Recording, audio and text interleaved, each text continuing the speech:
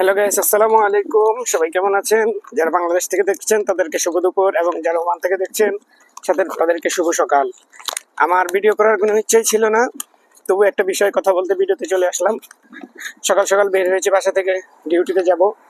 যখনই আমি বাসা থেকে বের হয়েছি, রাস্তা পার হচ্ছে, তখনই একটা ওমানি আমাকে ডাক দিল, গাড়ি দিয়ে হর্ন দিল। হর্ন দেওয়ার পর আমাকে ডাক দিল ওর কাছে। পরে গেলাম, যাওয়ার পরে আমাকে বললো, আরবিতে বললো আমাকে কি অবস্থা, কেমন আছে, কি খবর টবর।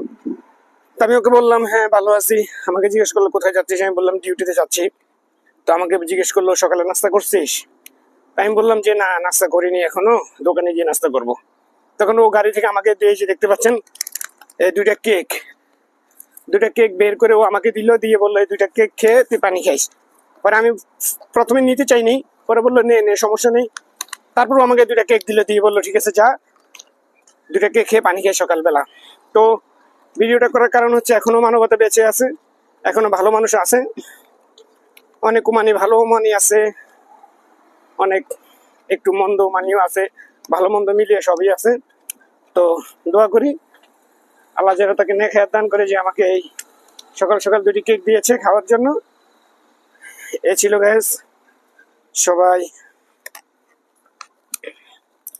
ভালো থাকবেন এবং অবশ্যই আমাদের জন্য দোয়া করবেন। প্রচন্ড গরমের মধ্যে আমরা দিন রাত পার করছি। এই মুহূর্তে সবসময় রোদের তাপমাত্রা 40+ থাকে। এই দেখতে পাচ্ছেন দোকানের দিকে যাচ্ছি, ঘেমে গেছে একদম, এই অবস্থা। তো সবাই ভালো থাকবেন। আল্লাহ হাফেজ, আসসালামু আলাইকুম।